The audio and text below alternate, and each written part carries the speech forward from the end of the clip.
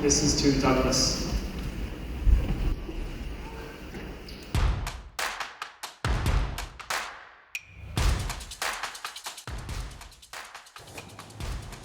Okay.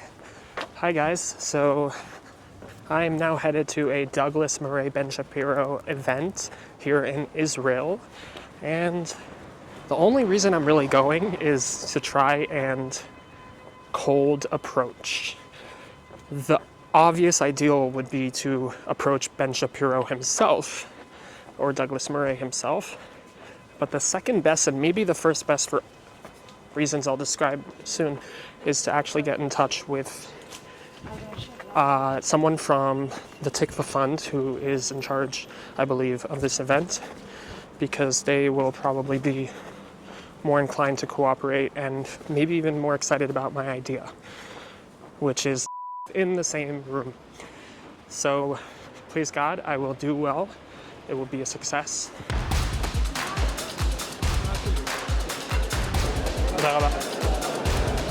Okay, so I spoke to someone and I got the number of the guy who's in charge of this event, apparently, producer of the event.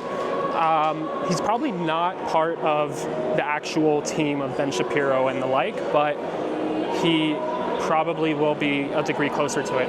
Welcome to the event.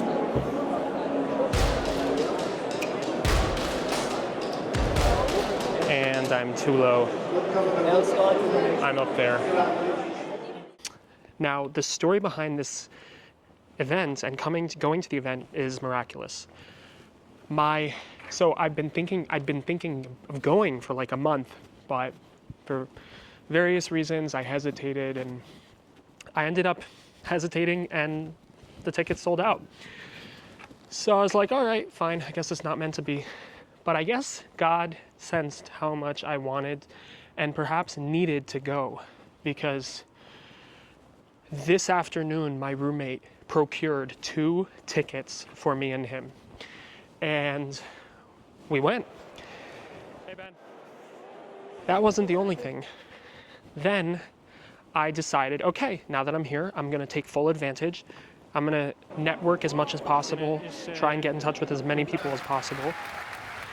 And suddenly they're like, time for questions. I mean, the whole event was basically the audience asking questions. And I decided to just get up and go. I had like a burgeoning or developing question in my mind, so I decided, okay, I'll develop it as I wait. And the line was at one place, and then suddenly the line was moved. And as it moved, I was like suddenly not in the line, and I decided to gently get back in the line. And it was all very gently, patient, and right when I get to the front of the line, they're like, that's it, this is the last person. And I wasn't there yet. It was one person in front of me. But I feel confident. I don't know. I do know. I just feel confident. I know it's meant to be. And I'm staying there. I'm calm. Suddenly this guy comes to me and he's like, listen, buddy, everybody's got to go now. Everyone behind you and everyone behind you, you all got to go. You're blocking. And I'm like, are you 100% sure that we're not going to get more people? And he's like, yes. And I'm like, 200% sure? And he's like, fine, you can stay. Which is awesome, because, yeah. Anyways, I was staying, and suddenly this man comes to me with like this authority. And he's like, do you have a good question to ask them? And I'm like, I believe so. And it's a real question, because like some people were arguably not asking questions, some people so they might have, lost patience or whatever. Anyways, this guy who's like authoritative, and he's like, okay, can I add something to your question? And I'm like, oh, this guy isn't a staff member, he's just very confident. And he wants me to ask something about the Israeli-Palestinian conflict and resolving it. And I'm like, yeah, it's very associated with my question, so I'll try and integrate it. Anyways, he walks away very confidently, as if he works here. And suddenly they say, one more person gets to ask. We have another question. What the heck? How did that happen? So yes, Next one, and the last one. I was already giving up. Thank you. My name is Gabriel. I want to thank Ben for buying me and him tickets this afternoon. I have two questions and a suggestion, or I would like to hear your thoughts. Number one, this is to Douglas. One of the reasons we don't have unity, arguably, is a lack of a coherent and shared vision. This is directed to you, Douglas, because I would like to ask, how do you as an outsider see the Jewish people and Israel in particular formulating a vision? If you agree with the supposition of my question in the first place. And how can we adopt it collectively? Number one. Number two, to Ben. In Rabbi Manis Friedman's book, How to Win a War the Jewish Way, I don't know if you read it, he argues that the dispute between the Jews and the Arabs, particularly the Muslim Arabs, is a dispute of inheritance. It's an inheritance dispute. Which child gets the land? So in effect, every Jewish baby that is born, even one, is a threat. He says that one of the ways we convince the enemy that this is our land is we need to convince them that this is our inheritance. What are your thoughts on that? And the last thing is a suggestion / question. We'll wait for that. Let's answer the question. It's short.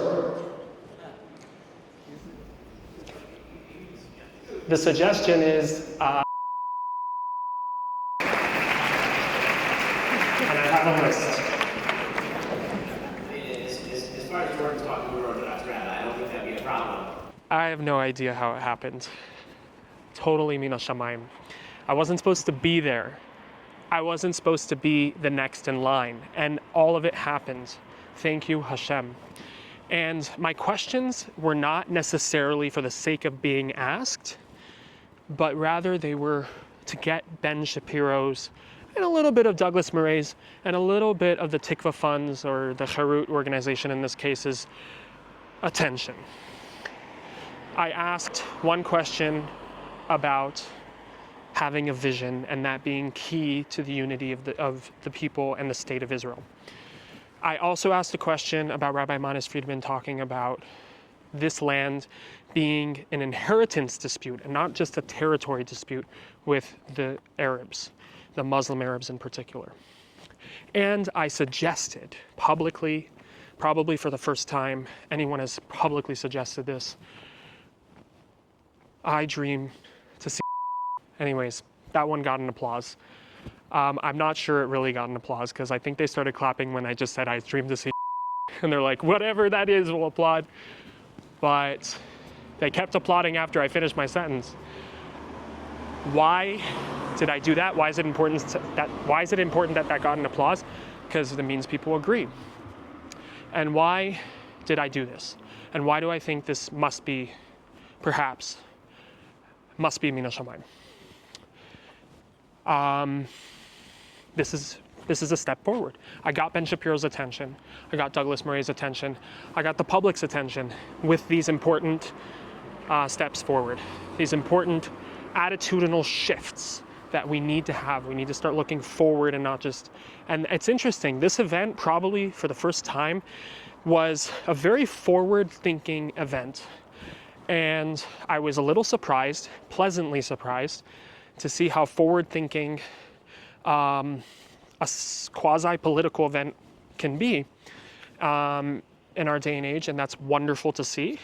And I hope we keep thinking more forwardly, more proactively and not reactively, and more assertive, confidently and not defensively. And my suggestions hopefully spurred it a little bit further. And this is a step in the right direction. It by no means is the end of it. And yeah, and just food for thought, just points to think about, that we are moving forward into a more personalized God consciousness, a more real God consciousness, something that is truer, that is more about Him and not just it, and about the Jewish people as the representatives, the conduits, the spouse of Him. And once we get to that point where we can actually profess it out loud without fear of being scoffed or seen as unrealistic or seen as unpragmatic, Mashiach will have come.